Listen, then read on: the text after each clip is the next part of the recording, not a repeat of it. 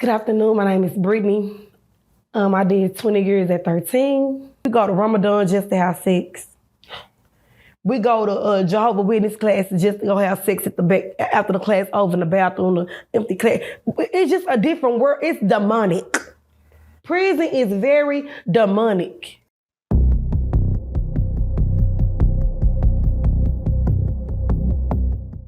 Prison Stories 101. We are back with another episode. We got it right back. Brednet, Brednet, welcome back. Welcome back.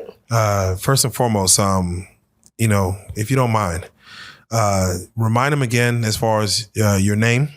Tell them where you're from and how much time did you serve? I'm from Dallas, Texas. I served 20 years, starting from the juvenile detention center all the way to the females adult prison. All right.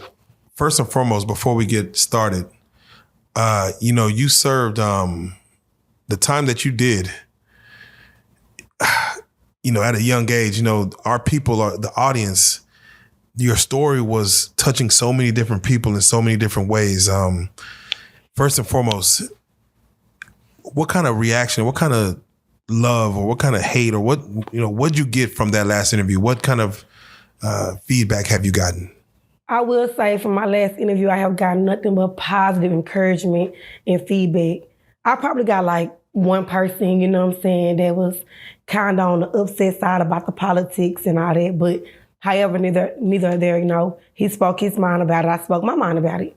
But other than that, it was real all positivity and love. Like, so many people showed me so much love to my apartment, and by the way, thank y'all. I support y'all. Thank y'all. I love y'all for that because I couldn't have did it without y'all. You know what I'm saying?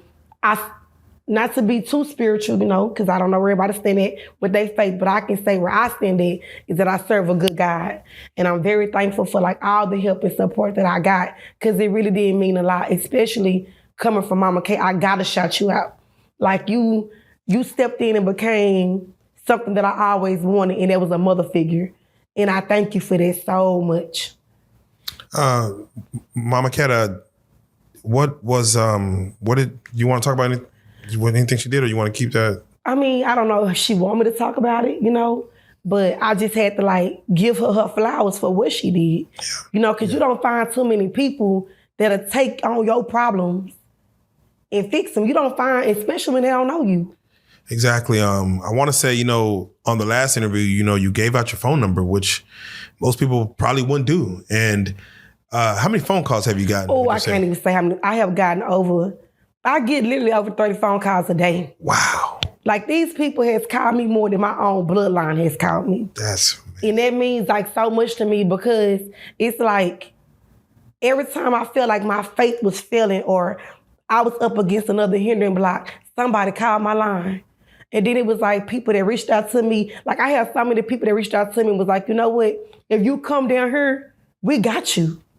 Yeah. And I don't want to ever forget. I don't want it to be where when things going good, that's when me and these people communicate. Yeah. Or when things going bad, and I want it to be an all-around board of communicating with them. And that's the reason why I locked in their numbers. I try to do my best, and when they message me, if I miss it, to contact them right back because it does really do mean a lot. It make a difference.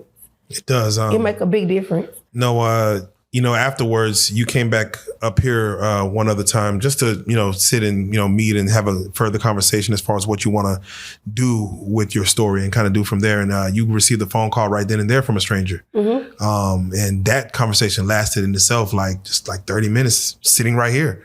The woman who called, just listened to your story, kind of feeling your pain and kind of going through it with you, man. It's just a testimony that's been all over just in regards. You also gave your Cash App out. Mm-hmm. And I do believe that some people were sending stuff to you, but Cash App ended up freezing it. Ended up restricting it, feeling that the Cash App was too new. Scam alerts. Yeah. It was a lot going on. And the people who sent money got their money back. It was responded back to them. If anybody who's watching this and don't know why you sent something and then it came right back to you, it's because it was a brand new Cash App. You had an old one and then this was the new one. You saw the money coming in, but then they stopped anything before you received a single dollar from anything. Mm-hmm. And the money went back to certain people. So if y'all saw that come back, it was based on, them, Cash App not allowing her to have it. And mind you, that means you did not touch none of that money. And at the time you were, of course, trying to, save your apartment and things of that nature.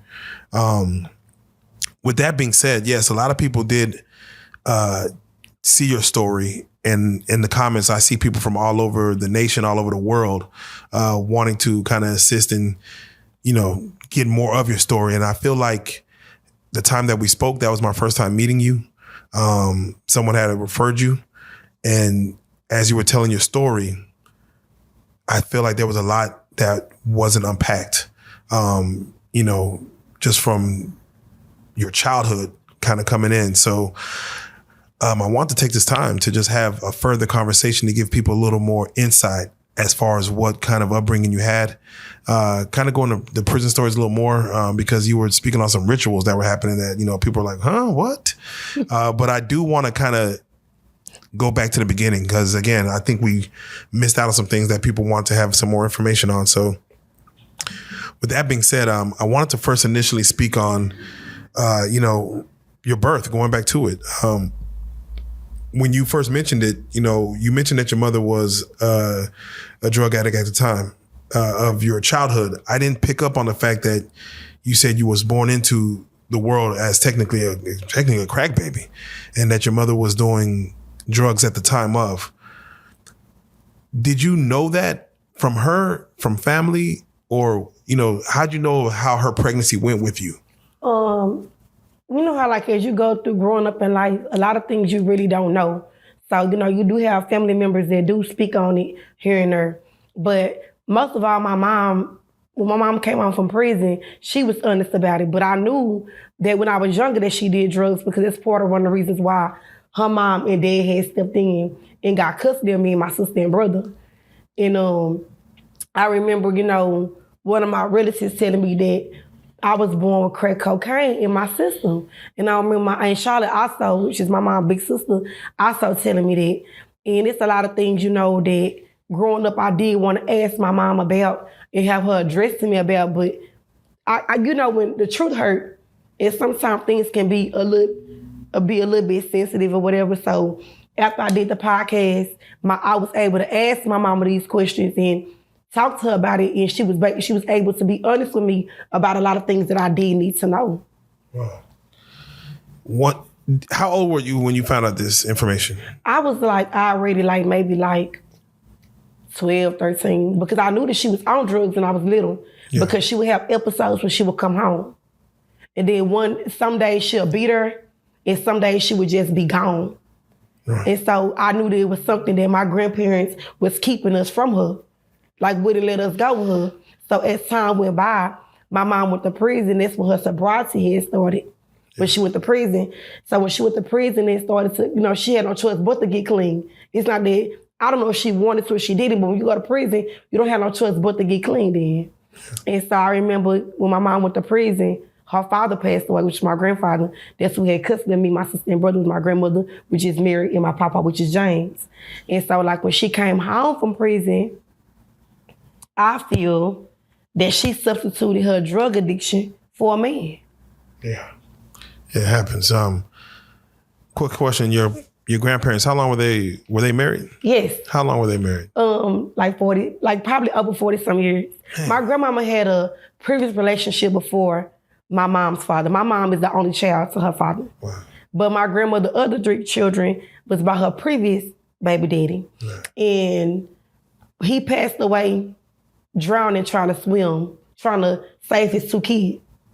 Oh, wait a minute. So the previous grandfather or the previous husband died trying to save his 2 kids, which was Roderick and Thomas. Did he save them? No. I mean, he saved them, but he lost his life. Trying. In the process. So the trauma started before you even... Before I even got there. So when my grandmother met James, which is her husband, they had my mama. Yeah.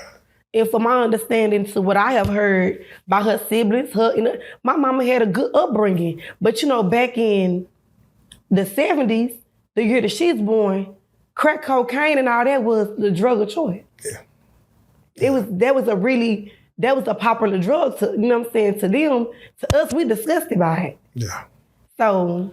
When you found out that, it was in her system as you were born, did it make you feel a way as far as where, not saying you lash out, but did you like say, okay, now that you know that, you're going to kind of, did it add to you being like, all right, I'm going to do what I'm, hell, I was already messed up in the first place. No, really. Did you make an excuse of it? No, really, to be honest, and I found out that my mama, because everybody has different addictions to things, right? So when I find out all these different things that's been happening upon my mama and trauma and stuff, it makes me really want to like get to know her, because I don't feel that my mother really knows me. And I don't know my mama. Because right when she came home from prison, I'm pushing down 7. She did 7 years. Oh, wow. Or a little bit less than 7. Would you like to see her on this platform? I would love for my mama to come and speak her truth. Yeah. And that's something that I did address to her, because I do feel like, I took my mama through some things when I started acting out. I took her through some things. Remind you, I was already on medicine when I was a little girl. So I took my mama through a lot, but I took her through a lot because I look back on it, I feel like I was forcing her to be something that she wasn't ready for. Yeah. So any man that she brought around, I always had a problem with them. I can only remember one stepfather that I had, and his name was Jeff. You know what I'm saying? Jeffrey Adams. I'll never forget this man. He would always have love for me. He would always have love for me because he was respectful. He loved me and my sister and brother as if we was his. But I just don't know what went wrong with the relationship, because I went to jail and I never seen him again. And I can only know what the rumors had said, but I really just don't even know, Yeah, man. Okay. I would love to, if she ever gets to, the war thought to come on the platform, I would love to speak with her. Maybe even y'all do something together. So we'll see if that happens. But there were some other things that, of course, you spoke on in your testimony that I feel like we just have to address. I'm gonna jump around a little bit. Mm-hmm. I don't know what happened in what chronological order, but there are some things I got to, of course, speak on. You spoke on the death of your sister. And, I want to kind of see what led up to that, and remind me, as far as this happened when you were in the free world or you were incarcerated. Mm-hmm. So that means you weren't there to see what happened, but I'm sure you were told what happened. Your sister was how old? And what age were you? She was in her 30s. I was in my 20s. It happened, I want to say April the 18th or the 14th of 2022. Okay. And I'll never forget, I was at the Marlin unit, G5. And we had just came in from rec. I was in close custody. We had just came in from rec, and they had told me that I needed to go to the lieutenant office. Well, I'm thinking I got a case or whatever, write up. So I'm like, I ain't going. Just tell them just to mail me in the restriction through the mailbox. But then they was like, nah, I don't think you can refuse this. And I'm still like, I'm not going. So they sent like 10 people to come get me. So now I'm like, man, these people, they finna send me to segregation. I'm thinking that, I'm finna go to segregation or something. And when it's all said and done, they get me down to the office. And I'll never forget, we had a male lieutenant. And he sent me down, he said, asked me how I was doing. I told him, okay. And then that's when he had asked me, I have something I want to ask you. And I said, okay. And he said, how close is you to your sister? And I'm like, I love my sister. You know what I'm saying? I'm close to her, And that's when he had told me, well, I need you to make a phone call home because your sister was murdered this morning. And so at that moment of time, I couldn't feel nothing. I didn't know if I should cry. I didn't know if I should scream. I just didn't know what to feel at that very moment. I didn't know what to feel because at this time, I already did over 13 years. Yeah. So I don't know what to feel, my grandmama's death made me very angry, and my sister's death made me feel a whole totally different emotion. And so when I called home, I just remember talking to my mom, And she was telling me that everything's gonna be okay, that she in a better place and everything. But prior to my sister getting murdered, I don't know where things went wrong in my family. Like I said, I was locked up. My sister started doing hardcore drugs. Really, really hardcore drugs. Do you know around when she started, would you say? No, so I really didn't know because I was up on the impression that she was still doing weed and popping pills. But then that transferred over to smoking weed. Then that transferred over to they saying that my sister was smoking rocks. You know? So it was like, dang, you know. I just didn't know. And Quayla her name was Quayla. She had a lot of love and support out here in Dallas. Like, people loved her. I can actually say that. I can say, being humble and wholehearted, my big sister was a loving person. We all got our flaws, you know what I'm saying? She did things that she wasn't supposed to do or whatever, but at the end of the day, she was fighting a demon like anybody else with an addiction. Yeah. You know, and I can't really say what really took place between her and that man because I don't even really know what took place between her and that man. I just know that he didn't have to kill her. Yeah, I was gonna say, what story was told to you? It was told to me that, like, he had been threatening to do something to her. Like, they were sleeping together off and on, you know, and you know how possessive men is. And one day he had pulled up in South Dallas to, they was arguing. She get in the car with, this is what the footage shows. Because I got the footage. Oh, you've seen the footage? I've seen the footage. Oh, wow. She gets in the car with him. When she gets out the car with him, he shoot her. I want to say she take her running or walking up there by the store, by these apartments. And they say that she said, I've been shot, and she falls to the ground. She died on sight. She was pierced from the back. So she died on sight. She was shot in the back. She was shot through the back, so she died on sight. And you know, like, and I can be a woman to say, am I angry with him? No. Do I wish anything bad on him? No. I don't, because I once victimized somebody. And even though them people did not lose their life at the hand of two reckless children, somebody was placed in harm's way.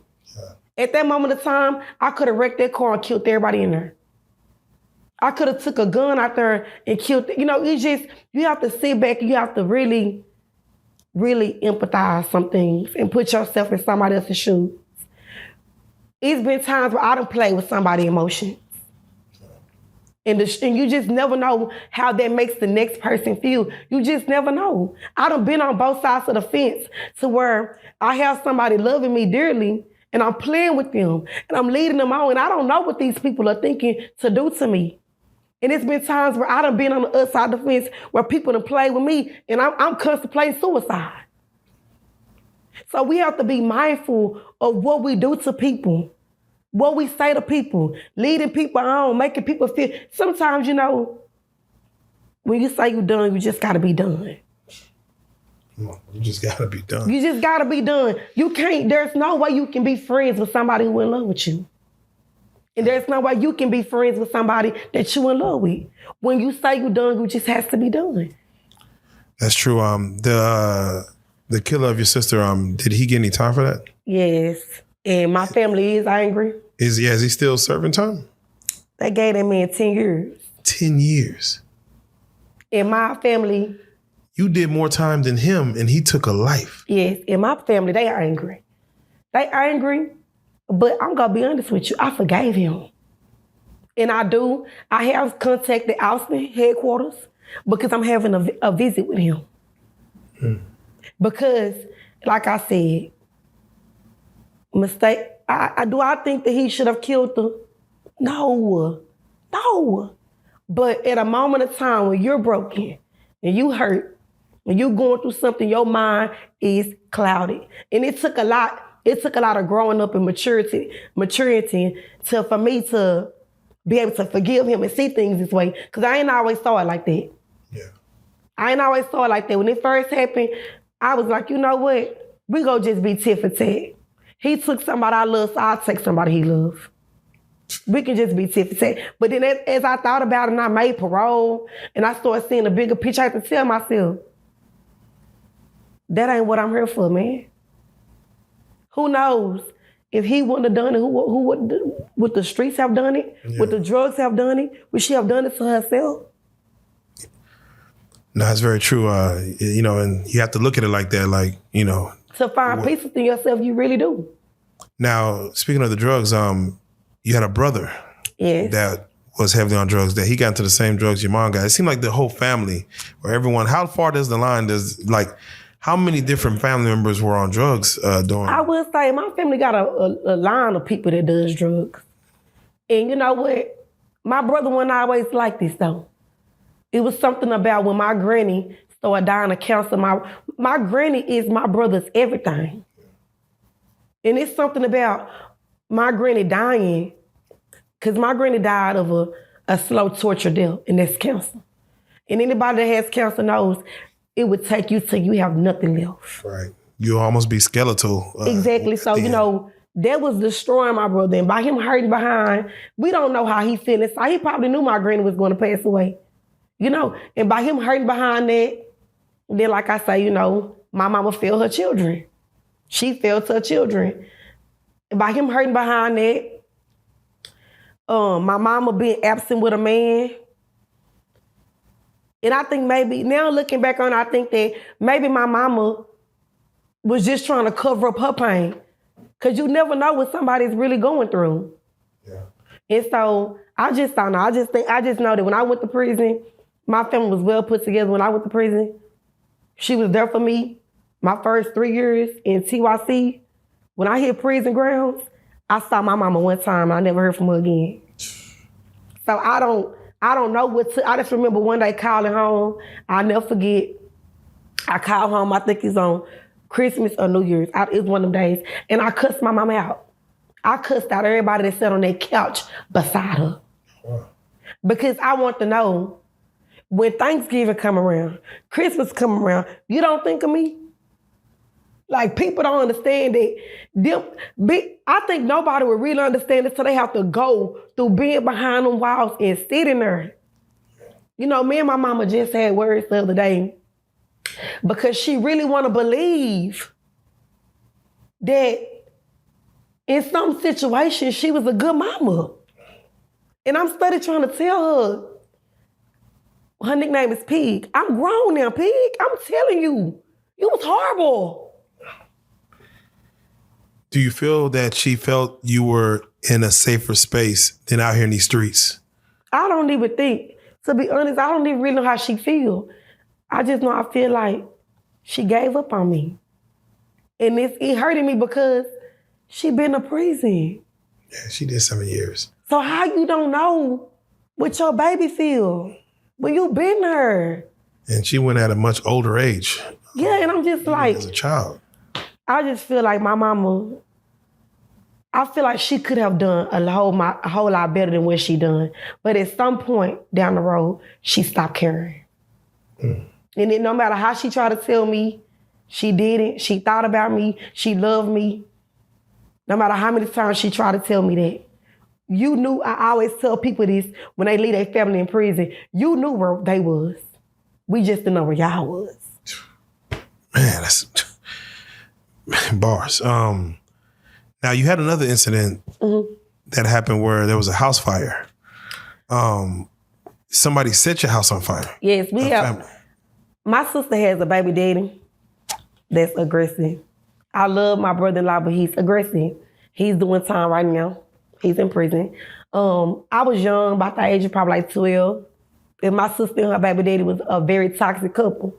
When I say toxic, I'm talking about toxic. Fighting on each other's mamas, busting out windows. My mama getting up all types of times of the night. My poor grandmama going on to break up fights and the police. It was just a disaster. When they tried to separate them, then my parents get turned on, and his parents get turned on. Then they the bad guys.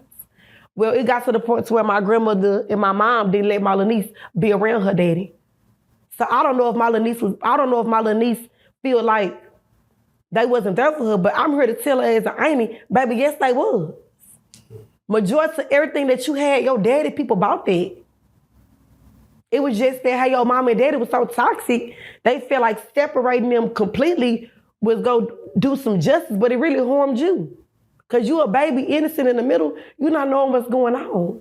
But we stayed in Oak Cliff and Prince Hall, and my brother-in-law threw a homemade bomb through the window and set the house on fire. Who was in the house? My little niece was in the house, my grandmama was in the house, and I want to say that my Uncle Stinky was in the house. I don't remember, I wasn't there. Yeah. I wasn't there when it happened, but I just remember me and my mama pulling up in my grandmama's house. Where were you at during this time? I want to say I was at school when they set my granny house on fire. Damn, this was during the daytime? Mm-hmm. They just had and his intentions was never to hurt anybody, but this is the type of toxicness that him and my sister had. Well, I don't know, to get a Molotov cocktail and throw it through a window knowing that some people in there who... I don't even think that he knew they was in there. Oh, okay. To be honest, I don't think that Darlin even knew that the family was even in the house. Oh. I think he was just so impulsive and so mad that he wanted to destroy property. He wanted to destroy property, not really destroy my family, you know? Yeah. Man, but even going through that, man, again, the trauma that you had to endure just coming up is just insane. Of course, you know, we got to speak on it. Well, actually, yeah, you mentioned you were in school. How were you in school? What kind of student were you? Oh, my mama had problems with me in school because, you know, I was ADHD. So she had problems with me in school. One school I had went to, they passed me on. Oh. Yeah, they told my mama, yeah, she passed. She not coming back here. You know, it was just a lot that I had, but I have to tell people, it wasn't I was acting out because I wanted to. I was acting out because I was searching for something. Something became, I'm not afraid to say this publicly. My mother was more of a mother on drugs than she was off. Because once she substituted that one addiction to the next addiction, that addiction became so distracting to where she don't realize she abandoned her kids and her mother. And that's what we trying to get her to see. That you meet people and you let them take you to your lowest. You know what I'm saying? It's like, and I love her because she is a loving woman. I done seen my mama be friends to people that I know they ain't friends to her. Wow. I done seen my mama try to help people, but her way of helping to her is good, but it's really not good. I done seen her meet men who ain't got nothing. And you trying to mold these grown ass men into something. They don't got shit because they don't want to have shit. So why would you take from us and from your mama and from yourself to make them into anything so they can leave you and go be greater with the next bitch? And still to this day, I be telling my mama, like, at the end of the day, you have to sit back and really evaluate people. Because I done had lovers tell me I'm heartless. I done had lovers tell me I'm a cheater. I done had lovers say a lot of things about me. But I be telling myself, shit, I don't really give a damn. But at the end of the day, you're not finna run me raggedy. I done been through something to where I done been low behind a relationship. To where I feel like I didn't want to live no more. Once I built myself back up, I didn't say no man built me up. I ain't saying no woman built me up. Once I built me back up, you a goner. Yeah. You a goner. I don't believe in 50. Bitch, you gonna give me the whole 100. Come on. Now, of course, I have to touch on the situation as far as your godfather or the man, you know, that played a father figure. This man was actually, like you said, coming into your bedroom and having intercourse with you at the age of, was it 13? Mm-hmm. 12 and 13. 12 and 13, 12 years old. Your first experience with a man, what was that with? Was that my first experience being touched by a man was him. Because I didn't start to like willingly give myself up to boys until I was 13 years old. Because when I was 12, all he would do was touch me. And then once he seen that I was having sex, that's when he felt like it was okay to really have sex with me. This man, who, again, I know you said it was presented as, you know, his godfather, but he was 50 years old. Yes. Who was this man to the family? Like he was actually a friend of the family.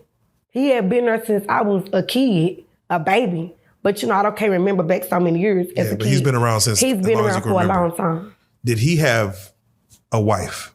He had I don't ever remember JT being married, but I do remember him having 2 sons. I was the only girl. Did he? Man, it's crazy. Did he have?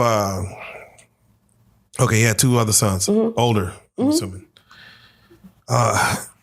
For him to have, again, I know, such as life, as you mentioned, as young girls, you become promiscuous and things of that nature happen, or you get sped up when you're in an environment like this. Yeah, it does. For him coming into your room, I can't call it Stockholm syndrome, but did you ever start having feelings for this man? Actually, it was crazy because I never started having feelings for him, but it gave me a sex problem. It made me feel like everything revolved around sex. And so that's what a lot of my relationships was really based off of. They didn't know that because I didn't let nobody, some things are very uncomfortable or embarrassing or unpleasant to talk about. So this is like my second time ever like really just talking about it, because now that I have faced my truth, I have faced my demons, my skeletons, I can talk about it and be open about it. It gave me a sex problem to where I had a sex addiction, to where like I didn't care to really date nobody. We can just have sex and keep it pushing. And then it led to so much happening to where like I became promiscuous with a lot of women, men, and all of that. So, it just made me have a really bad sex problem. Like this. Did he just stop? Or because you went to jail? That's why I stopped. Wow. So he was going to keep it going for I believe, looking back on it as an adult, I do believe that it would have kept going. Because it went from, okay, my mama got involved with jail. She tried to balance it out between her kids, him, his kids. It wasn't a balancing out. Hold on, wait, she was involved with him? No. Jeff is my mother's boyfriend. JT is the man that molested me. Okay, I'm sorry. So I started, when my mama would leave and go to Austin on the weekends, I would go to JT house. My grandmama knew sometimes, and sometimes she didn't know. But by my grandmama being a grandmother, she trusted this man. So when I would go over there on the weekends and stuff like that, I knew that during the day, he played the daughter role, and at night, I was his woman. So it went from, it ain't even got to happen in my room no more. It's been progress to his room now. Oh, you coming in his room? Yes. So now it's this time when he would like... Wait, who's all in the house? Nobody but me and him. Oh. You're there the whole night? Mm-hmm. Damn. Sometimes I was there for days. Damn. And so one day, my granny, how elderly people get that intuition like something ain't right? So one day my granny asked me, is he touching you? And I told my granny no. But I didn't tell her no out of fear because he didn't scare me. I told him no because when I'm over his house, I can do whatever he want me to do and I can leave with different boys. Well, if I know I can I can tell my granny I'm going over to JT house and he would lie for me, I'll be over some other little boy house. Mm. I didn't have no supervision. He was your protector, yes. Also allow you to do what you want to do. I didn't really have no supervision, what I needed, because I got this man over here using my body and all this as a crush to do what I want to do. Then I got my mama over here, she way booed up with this man. All she see, she blinded by this man. And I got my granny over here, she really trying to figure out what's going on, but she really don't know because I'm not seeing nothing. Nah, it's a sad situation in itself. And you said he ended up passing away. He ended up passing away. Well, when my family got told that this was going on, I was in TYC. Oh, wait, who told her? Like, how did the cat get out the back? I ended up having to go have surgery on my female area. I kept having pains to where, like, I felt like I was stabbed a dime. And so they had sent me to Galveston Garrison Hospital to go get like ultrasounds to go figure out, what was going on. And cause I had been having these pains for like a long time. And so the people was like, have you ever been molested? Have you ever, because you got some tore things and this going on. And this happened because of either somebody had stuck an object in you or this somebody that slept with you. And so I had no choice but to come out and just tell the truth. My caseworker name, can't remember her name, but I had a case manager. I remember one name was Mr. James Bagley. Yeah. And he was a wonderful case manager. He walked me through the whole process of healing. Wow. And was this JT's the man, the Godfather? JT's the Godfather. Was he James Bagley was my case manager. Was this JT man? Was he a smaller man down there? Was he? No, he was actually too big for me. Damn. And that's why he kind of damaged some things. And I would always wonder every time, why would he sleep with me? Why would I bleed? Damn. And then as I started, when I got locked up when I went to TYC, I had to call home and tell my family, hey, my mom need to tell you something, but I don't want you to be mad. And my grandma, and I had told them, JT was touching me. He was sleeping with me. And I could tell that my grandmama was just destroyed. Because she knew, it reminds you, I was raised by my grandmother, my grandfather. They was me and my sister and brother protected. They done raised all they kids. So it's I know my grandmama felt inside. I felt her. Because I remember one time I talked to my grandmama in TYC and she was crying. And she was like, I'm sorry I didn't listen to you. But this wasn't about me getting molested. This was about, I kept telling my grandmama, that my mama, I used to be like, Granny, I used to tell her mama be lying, I don't beat her, she'd have left me over this person. I would tell her my mama sometimes. But my grandmama, she just didn't want to believe nothing I said because that was her baby girl and she wanted to believe her child. Yeah. So when I got locked, I just remember my granny telling me one day, I'm sorry I didn't believe you in a lot of ways. Damn. Because I was bad for one, she didn't want to believe me. So at this time, the whole family knows. At this time, to be honest, I don't think nobody knew what happened besides my mom and my granny. Oh, they didn't tell nobody else? I don't think they wanted to tell nobody else. Yeah, that shows a failure in failure in them as far as so I don't think they wanted to tell nobody that. So is JT, is he ill? Is he getting sick? Or what happens in regards So when I tell them this or whatever, we tell them the TYC files a report, a CPS report. But by the time everything came back, he had already died of cancer because he was already dying from it. Remind you, the whole time at TYC, I'm communicating with him. Oh, yeah. I'm communicating with him up until I had to tell my family what happened. But at this time, he's already dying. So my grandmother and my mama did never press the issue to hurt him or nothing because he died. So he ends up succumbing to his death, I'm assuming a little bit after you've telling the family. How do you feel when you hear of his death while you're incarcerated? I loved him because he gave me something that a little girl always wanted, and that was a dad. Because I always wanted to know my dad. And a lot of people be like, is that sickening? If you go through any type of psychological study, if you a real therapist, they would tell you most young girls love their predator. And it's not that you love them because what they did to you. It's because something was missing within the inside that you cling to these people like that. So even though, and I tell people, when you have been molested, even though mentally you know it's wrong and you know it's not right, your body is going to react totally different with your mind act.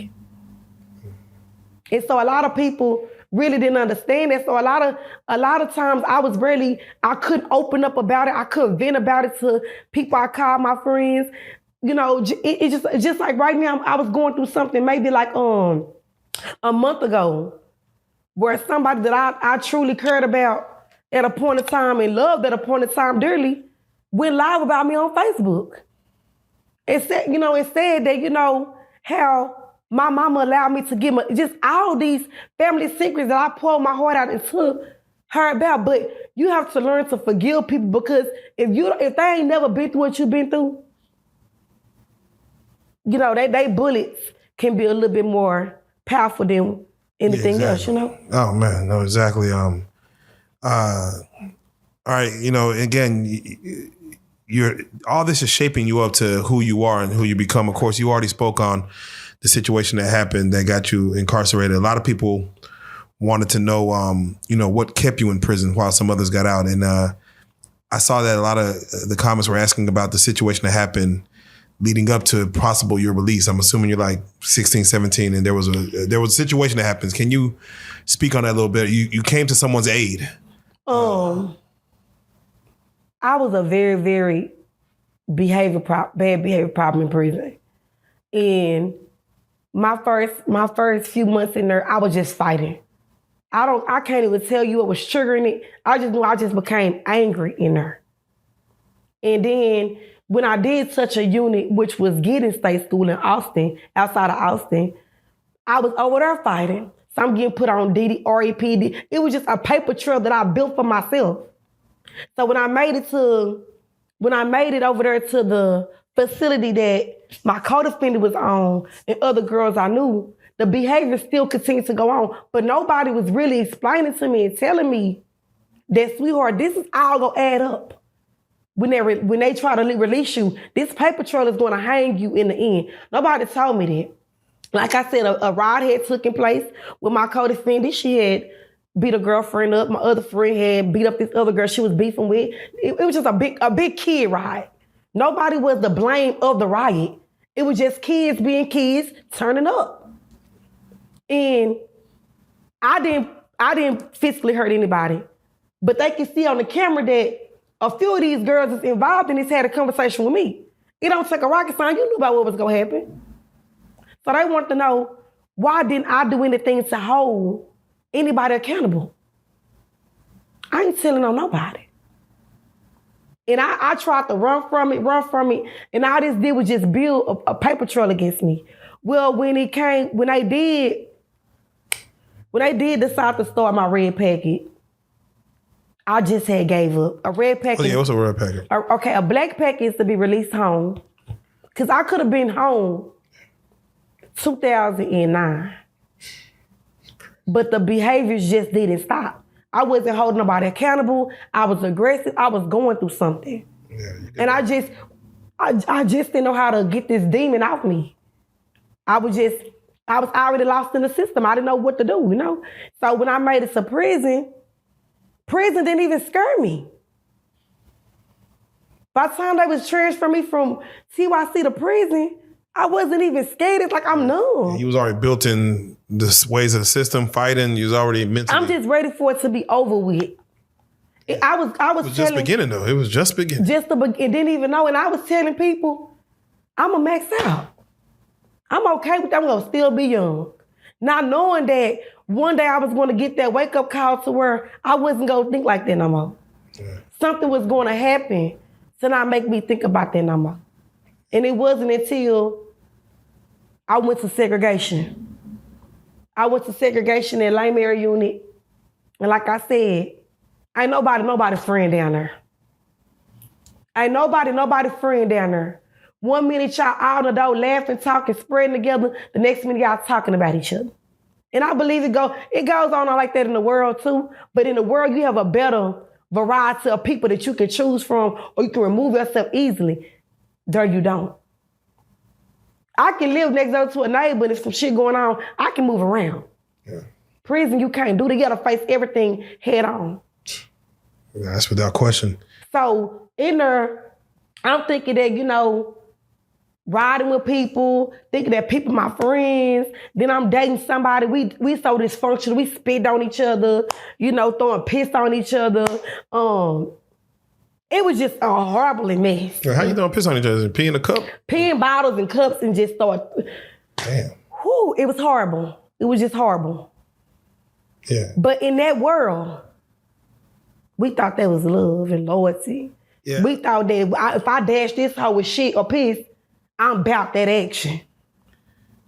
We just nasty. Yeah, I want to speak to that. You spoke on what I want to call, prison rituals to show someone you love them. You spoke on eating tampons out of, vaginas and cutting each other with blood and drinking blood and pouring it on each other's food. It's stuff I'd never heard of. But what all rituals like that be happening? Like what else be going on that people would do to show like? We have, people out here take their religion serious.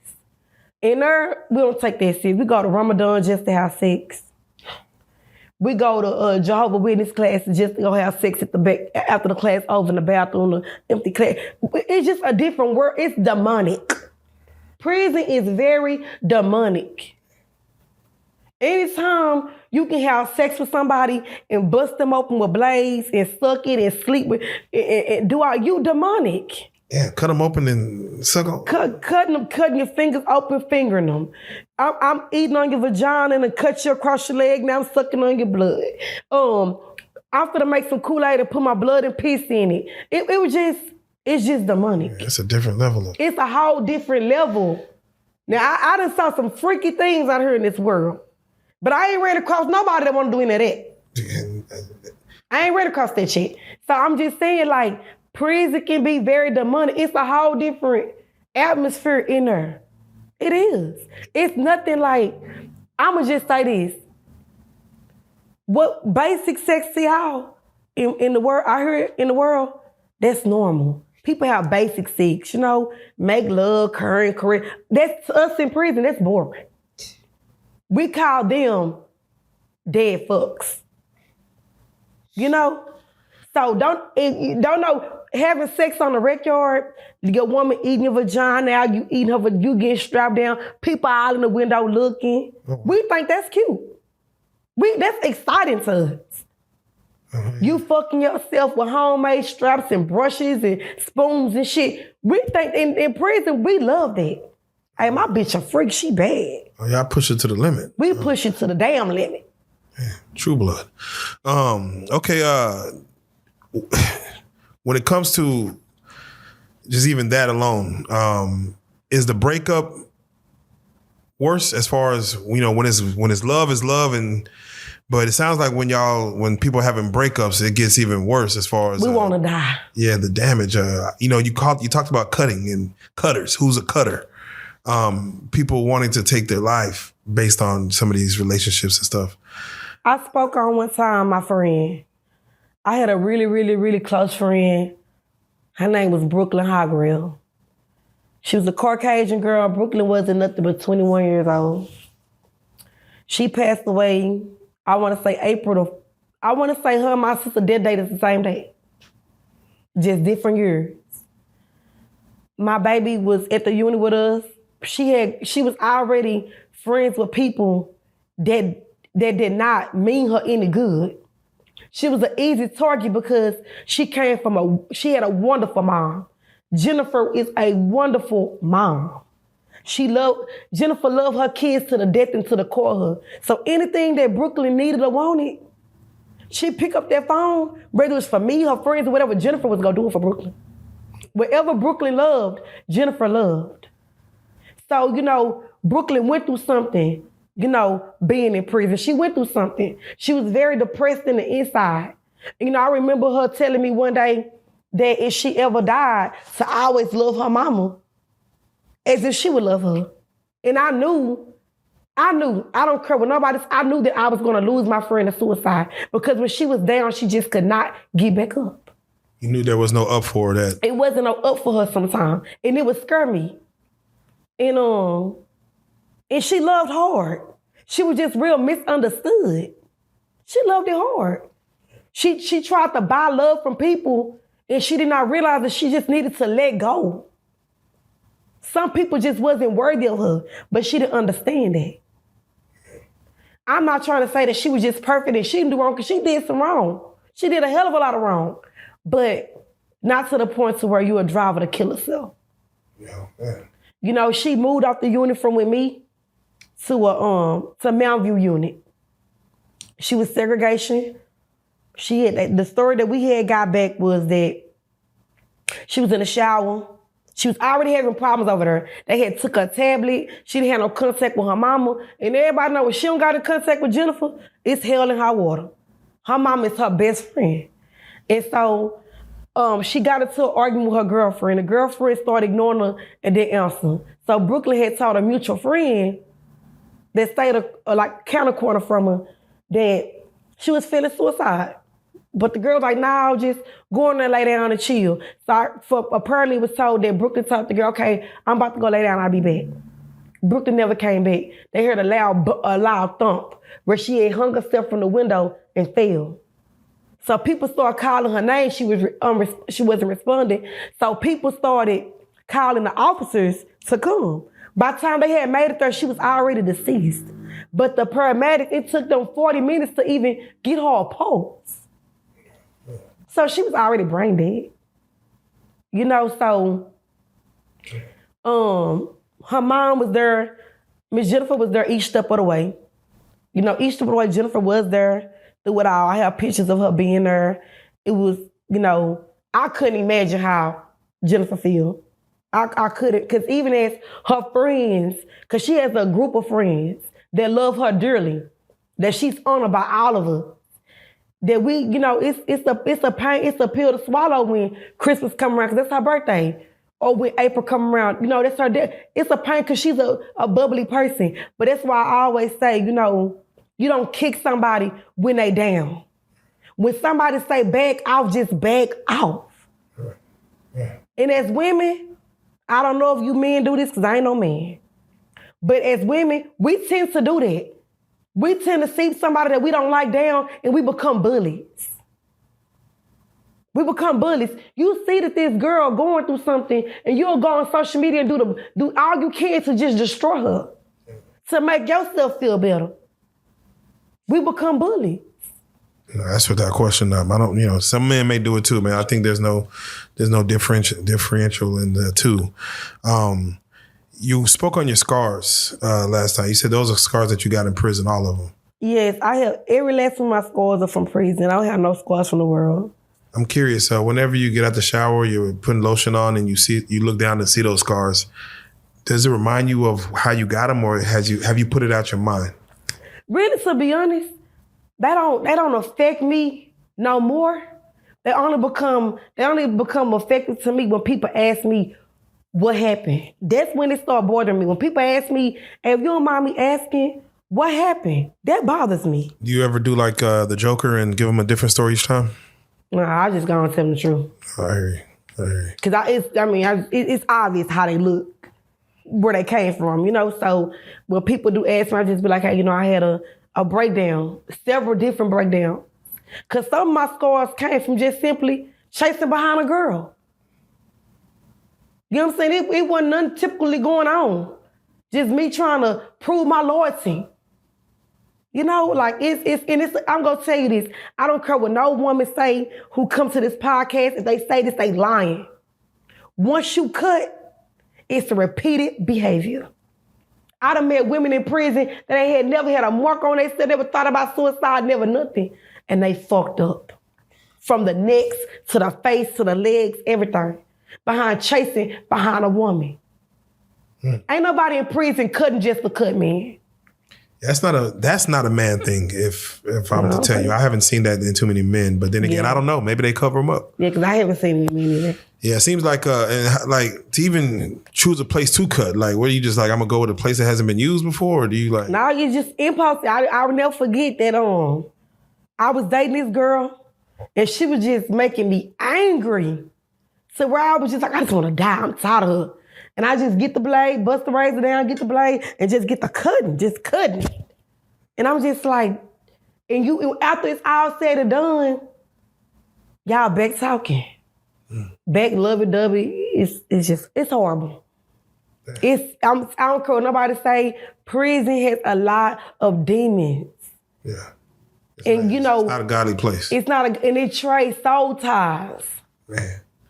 Every time you sleep with somebody, you giving them a piece of you. Yeah. You giving them a piece of you. Yeah. So it's just a lot. It's really a lot. To say that, you have mentioned on the last interview that when you got out, you went towards prostitution. and that hurt your last relationship badly. Do you believe in those soul ties in prostitution as far as when you're... Yes, I will say I do. Like, even though with me getting myself involved in it, I didn't sleep with a bunch of men. You know what I'm saying? It was nothing but 2 men that I had dealings with. It was still the principle. The fact of the matter is, for one, when you don't have self-love, self-confidence and all that, things like that is easy for you to do. You can't make me believe that a woman that got self-love, self-confidence, self-respect is okay with selling her pussy. Yeah. You or nobody else can make me feel like that, because even after I did it, and it wasn't but 2 men versus a woman going out there sleeping with 10 men a night, I still felt low and I felt low and discomfort within myself. It made me look at the person I was dating different. It made me feel like, bitch, you don't love me. For you to encourage this, you don't love me. It's something else in it for this than love. And I'm not gonna even lie, that destroyed the relationship. Yeah. Because when you start talking to other people, I started seeking, it got out. It got out that was going on. It came to the surface. And I can actually say, when it got out and her family got a wind of it and my family got a wind of it, they didn't choose no sides. They was on my ass. You don't do that for no motherfucking body. Yeah. It don't matter what type of hardship or anything that you in, that ain't what you do. Yeah, was that like a pimp situation? It wasn't a pimp situation, but on the outside looking in, you would think that it was a pimp situation. Yeah. And that's just real. Anytime, and this goes for any woman out there that's doing it, I don't knock nobody hustle. Everybody get their money how they get their money, and I ain't mad about nothing.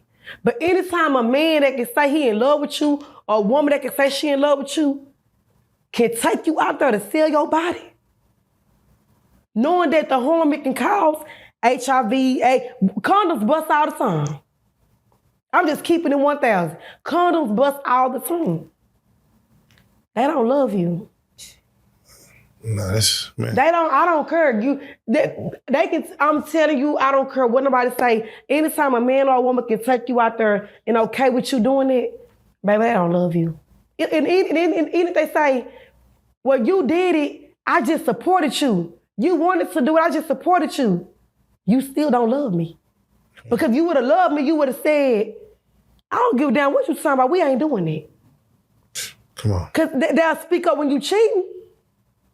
They'll speak up when you creeping and you freaking. But you ain't gonna speak up on that. Yeah, the money that's coming in, they feel like it's better than you. The money's more important than you. It just kills me when people say, well, I was just riding with my woman because that's what she wanted to do. Now you was riding with her because bitch, it benefited you.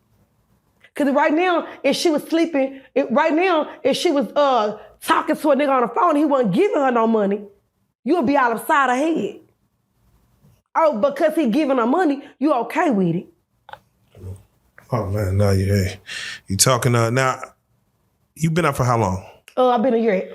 Been at a year. And, all this has been going on. I want to speak on, struggles after prison as far as, has it been easy for you? I'm not going to even. That's a bad word to use as easy. But I guess compared to prison. Yes. Okay. But I can't say it be some days when I wake up and I'm just down. Because now that I'm an adult now, so I have responsibilities that I have never been taught. Yeah, like prison actually gives you 4 meals, roof. You don't have to worry about Nothing. They're going to keep you alive in there based on the essentials that you need in life. Yeah, so. But you have to do that for yourself when you're out here now. So worried about having to feed myself, worried about having to buy me hygiene, worried about having to put gas in the vehicle, worried about, okay, so I was blessed to save the apartment. I was blessed to get the lights paid. I was blessed for this. But what about next month? Bills come every 30 days. Bills come every 30 days. What am I going to do now? So anybody that say it's a job opportunity open, I jump on it. I'm going to go apply myself because I'd rather for you to say no for me not to just do it at all. I just feel like that. But I ain't gonna lie, coming out of prison, you know, it's looking for a job. It's kind of, people say, you have to want it. Yeah, you have to want it, you do. But that doesn't mean every door that was open for you is going to be open for me. That is facts. So we just had a man here, and by the color of his skin, he may have a better situation. They speak about recidivism as far as when you get out of prison, you come back to the city you're from, you're likely to get back in the same trouble that got you in there. You're looking for licks. Somebody might put you on a lick. You're watching it. Now that you're in the free world, and you learn so much in prison, you might want to say, I might take another penitentiary chance. How do you fight that? How does it work on your spirit? Or did you do enough time to know that I don't ever want to go back to that situation? Go ahead. I'm gonna tell you what happened to me. It was maybe like a week before I did the podcast. It was either a week or two before or the week before. I had decided I was going to go out with two of my friends. We go out, laughing, remind you I don't do drugs. Smoking, I don't do none of that shit. So we go out, we having a good time, right? And I'm like, damn, this friend, man, I can't believe I'm going through this car note. Everything just started hitting my mind heavy. Now, anybody out there that know that's in the Dallas area know Harry Hines be jumping. If you can't find nothing, you go find a hoe out there right through the snow. We rolled through there. I decided, okay, I might, can come up on my little rent money, little razzle-dazzle, right? Do you not know every corner I turned, every gas station I went to, every green light that I went through, and every red light I probably ran? Wasn't nobody out there? Was it a single soul out there? Was it nothing moving on the weekend? I had said, and I'm like, damn, is it early? What's going on? And it wasn't nothing but God told me, whatever's going on don't involve you no more. Man, come on. Whatever's going on out here, breathing, that shit don't involve you no more. I'm telling you, he put it in your face. So that's why every time you think you go do a shortcut to get the fast end of it, I'ma block it every time. Because I know I know that you have and you are capable of doing what you're supposed to do to get everything done. I brought you to this, then watch me take you through it. Just trust in me. You can't tell me you need me to help you pay this rent, this car note, and help you get a job and a positive side hustle, but then get in the way of me trying to do it for you. And my favorite scripture is be still and know that I'm God. I have to tell myself that scripture said be still and know that he's God. He didn't say be still and know that Brednet God. So I have to tell myself that at the end of the day, it's going to be days when I wake up that I ain't going to feel like doing nothing. But it's going to be days when I wake up and I'm going to feel like I'm on about 15 energy drinks. But that's called life. Yeah. It's all what you're going to do with it. It's something that a case manager told me when I was in prison. I can't think of the lady's name. I can't think of her name. She's a white lady with white hair. Sweetheart lady in there. She got on my nerves sometimes. But she told me, she said, every day you wake up, you can set your clock back and live in the past, or you can set your clock at the right time and keep pressing forward. But you're the only person that make your clock tick. Not nobody else. So when you go out there to that world and you go out there thinking that you finna go out there and please your mama, your brother, your nieces, your cousins, girl, you gonna be broken every goddamn day. Because out of all them people, 5 of them gonna be disappointed in something that you do. And that was real. So I have to tell myself every day that I get up and I strive myself. I want to be a better person. I am going to be a better person. Just yesterday, I had about 2 days ago, I had got a planner because I have a friend that I'm real close to that told me, you need to start writing down everything. Everything you think of, you dream of that you want, write it down and look at that shit, man. Oh shit, come on. And I used to be like, I be telling him like, man, you too hard on me. I don't be want to hear all that preaching and stuff, but now that I look back on it, I'm glad that I got somebody on my team that's hard on me. I'm glad I got somebody on my team that every time that he think I'm gonna do something wrong, he on my ass. That's without question. I'm thankful to have him because at the end of the day, people are so easy to encourage you to do what you want them to do, tell you to do what they want you to do. They never go say, Brittany, live your dream. They always say, well, I think you should do this. And I feel like it should go this way. They never go sit back and say, how do you feel about it? Yeah. If that's what you want to do, I support you. I swear to God, Joke, it's been more phone calls. It's been more people that have called that phone has been more supportive of me than my own damn family. It's crazy how you hear that all the time. Strangers will be more supportive than the people in your closest vicinity. Man, Joker, when I say every time that phone ring or every time I hear a vibration from a text message, it's somebody that I don't even know. I had a girl that stayed way in Atlanta. Shout out to her birthday, her baby birthday on the 23rd. Stayed way in Atlanta, told me she want me to come down there. I got a 3-bedroom, you can come move in with me. I don't got much to offer, but I'll help you. You don't gotta pay me nothing. And I believe that wholeheartedly because I've seen it happen before where the same situation and someone said, just hearing your story, I do have an extra room. And, I think someone even helped you, you early on. So it can and will happen. It will. And I'm like, damn, where all these friends at though? I got friends that got their own apartment, own house. Where they at? And don't get me wrong, because I do have 2 friends, three friends I can actually say that offer me to their home and didn't want nothing from me. They had no motive or nothing. One of them I just didn't go. One of them I stayed with for a little while, and one of them I did live with. Even though in the end, the situation kind of turned a little toxic. Because at the end of the day, I just believe in, women just don't need to stay together. There's too much going on. Yeah, two grown women, especially. Yeah. 2 grown women. So that's what, I can't even lie. For all them people that rung my line, send me messages. I have a lady that send me a prayer every day and I love her for it. Yeah.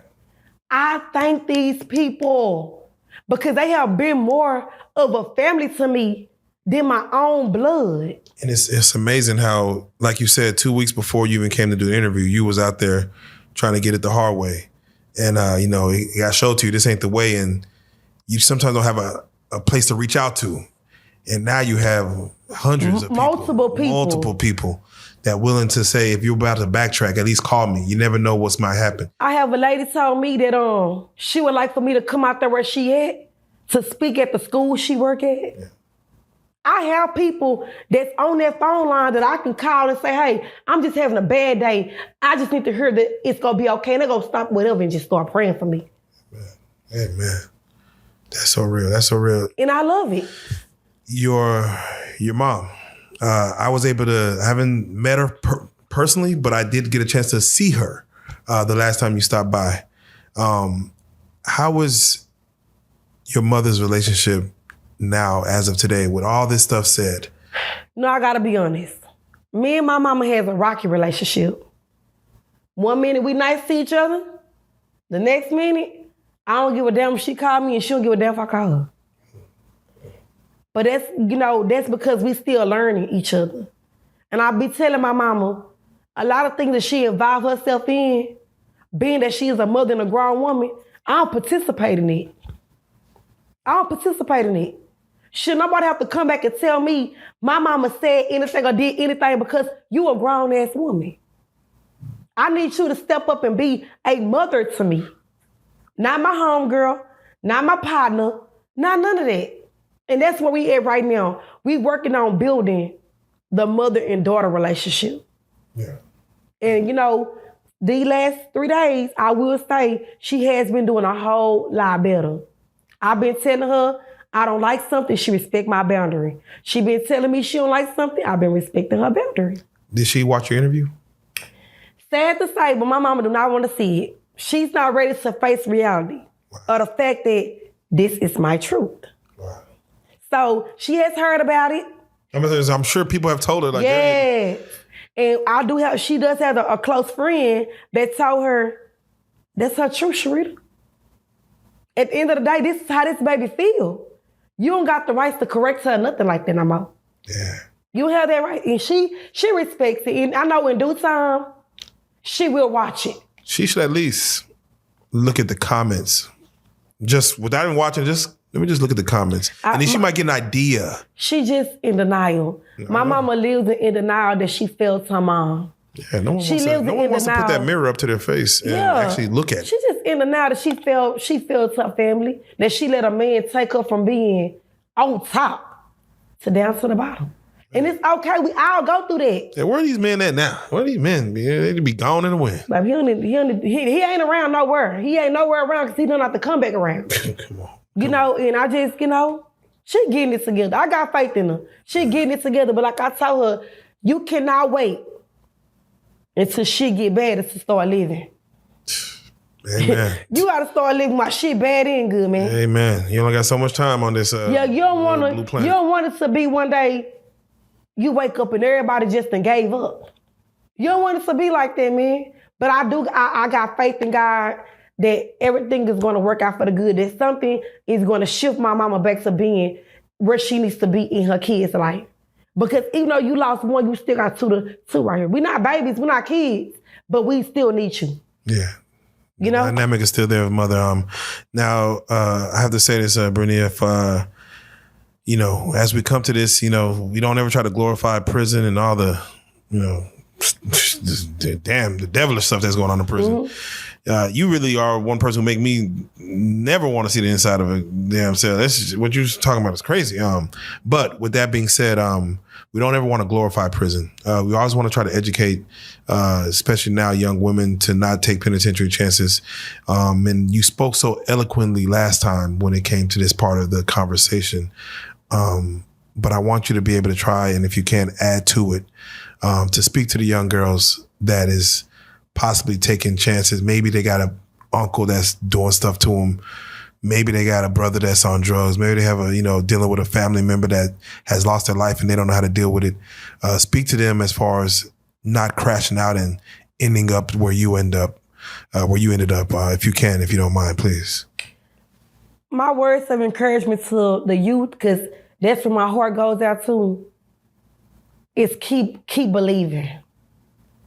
Keep believing and don't be afraid and don't be scared to reach out and cry out. Find that one security blanket to vent this out to, because it is hope out there. It is people out there that genuinely do care, and it's okay to walk away from family. Excuse me. Sometimes we so scared to walk away from family and friends that we'll sit in turmoil. That we would sit in turmoil just so we can have somebody to accept us. And that's why I said what I said the last time. I don't give a damn who don't fuck with me. I don't care. Because at the end of the day, majority of the people that's really in your circle, they ain't for you no way. Mm-hmm. People so fast to throw that word friend around and love around. But if they're not reflecting towards self, they can't be nothing for you.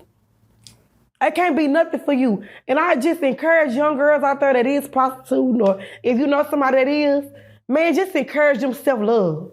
Continue to embrace that. Continue to enforce them to have that.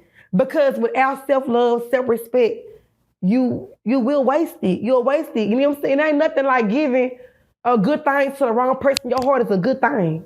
Yeah. And it's okay to run into a few bad people, because sometimes you run into a few bad men or bad women. When you meet that right person, you learn how to cherish them. Man, ain't nothing wrong with running into a few bad people. I have people that I thought I don't ever want to talk to again. And I'm dying to run back into them, because I realized I was just broken, going through something, and I didn't know what self-love really was. And I just think in this day of time where we fall short at as adults for this younger group is teaching them accountability. It is okay to mess up. It is okay to fall. It is okay to go through something. You take it, you own it, and you keep pushing. It's okay to say you did it. It's okay to say you did it. It's okay to say, I fucked up. In prison, when I made parole, I had to take this fucking pill. It's not a real pill, but it's just somehow imaginary in my head. When people would piss me off and people would hurt my feelings, or I feel like this, I'd be like, you know what? Fuck it. Because everybody wasn't going home with me. Yeah. And the ones who was going home was going to 2 different locations. And we probably was never going to hear from each other again. So you have to come to the world and do the same thing. That just because a person is a part of your testimony doesn't mean they're a part of your journey. I brought up the last time about how letting people ride your bandwagon. You'll be pushing and pushing and pushing all day long, and nobody on your bandwagon will ever get off and say you need some water. You go and take a sit down for a minute. Let me try to push us through. They're going to ride and ride and ride and ride so they can't ride no more. Yeah, man. Hey, get off the ride early. I don't believe in riding till the wheels fall off. I don't believe in it no more. Yeah. Because when you really find the definition of what that is, when the wheels fall off, bitches, you gonna continue to keep riding? Yeah, hell no. Now you stuck in a place you don't want to be. You stuck in a place you don't want to be. That's why I said I ain't riding till the wheels fall off, and I ain't into the toe tag either. Because we down alone, I ain't into none of that. But I will say I give you my best shot. Yeah. Because people misinterpret a lot of things, and we have to be, as adults, we have to be role models, man. Because this generation now we living in, it's kids killing people. Nah, that's without question. It's a lot of stuff that's going on off in this world, but where is these children learning this behavior from? Where they learning it from? From us. We wonder why you got 12, 11, 10, 13-year-old girls out here thinking it's okay to sleep with older men. Why? Because somebody showed that behavior to them. Don't nobody wake up at 11 years old and say, I want to fuck my stepdaddy. I want to sleep with my brother. Or I'm finna go around the corner and prostitute to the maintenance man. Nobody is saying it, man. These behaviors are learned. It's been out there for us to see that type of stuff. So we have to be mindful of what we putting in front of these children, man. Yeah. These schoolhouses need to be mindful of what's going on in their schoolhouses as well. Y'all should have people out there talking to them kids at least once a month. Encouragement. If they mama and daddy not active in what's going on at the schoolhouses, start reaching out and saying, hey, we've been having this meeting. You think you can step in? Mandatory the meeting. Make them want to do it. Come on. Make them. I tell people, it's so easy to lay down and spread your legs and have a baby. And you make it like it's hell and high water to raise it. It should be the opposite. It's supposed to be the opposite. I just don't get it. Man, again, man, you be giving sermons, man. I don't know. A preacher might be a calling in your other life, man, because you really putting it down. The one thing last time that I didn't get a chance to do is when you first came here, you stated that you wanted your story to kind of, get all the way up to Tyler Perry. You know what I'm saying? You feel like your story could be a movie, and you have other movies in mind. And, at that time, I hadn't sat down with you yet, and, I was just kind of learning you as we were talking. But this time I do have the opportunity to say that, you gave out your phone number last time. You gave out, your Instagram and stuff of that nature. We tried Cash App. It didn't work. So I think now it's not set up yet, but I think if after this conversation, we might need to set up either a GoFundMe or a Kickstarter or something to help you get to the point where you could get this to Tyler Perry or get this to Lee Daniels or get this to one of just anyone who want to probably get this story, get the rights to it, and help get your story made or a story made that you have hands in. And I want to allow you time to be able to create something where we could put a link in, and if people want to help put you on a journey and put you on a path to get you to this point, to get you to Atlanta, to get you in front of Tyler Perry. Or if anybody out there knows or has contact with Tyler Perry's people or any of these other people that could help get her to the next level, I want y'all to, of course, reach out to you. Now, I have to ask again, are you, in this interview, are you okay with giving out your phone number? Yes. I want to first and foremost allow you to give out your social medias, whether you're on Instagram, Facebook, if you can, say it out, spell it out so people could reach out, DM, and then we'll go with a phone number if, for more direct contact. But please go with your social medias. My social media pages, all of them is my first and last name. However, my Instagram, on Instagram, it is a picture of my podcast picture. So they know that it's me. My first name is Brednet, Brednet. My last name is Taylor, Taylor. I'm the only one on there with that name, so you can't miss it. I've never heard that name before, so that is a unique name. My phone number is 469-716-2912. My thing is, like I tell people, my goal is bigger and better and greater than this. You know, I had wrote a movie, however, and I have had people, you know, have reached out to say, you know, they trying to like view it or whatever, but you have to be, I want to be led in the right directions because it's a lot of scams out there. Correct. So, like I said, I'm standing on faith that I'll be going to Atlanta within the next 30 days so that I can just step out on faith to reach out to him. Because sometimes you got to make yourself available. He never gonna know until I make myself available. Correct. So that's where I'm at with that. That's what I'm heading to. And I just hope that everything goes correctly. Man, I'm praying that it does. I'm praying that the right people are put in your path. I'm thankful that you were put in my path for us to have this conversation, and anything that I could do to assist with, you know, going forward and helping you. You know, I'm gonna make sure I could do it.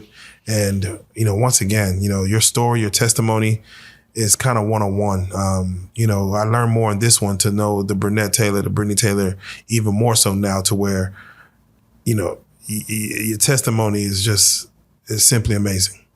With that being said, Brednet Taylor, Brittany, this is Prison Stories 101. And once again, I thank you.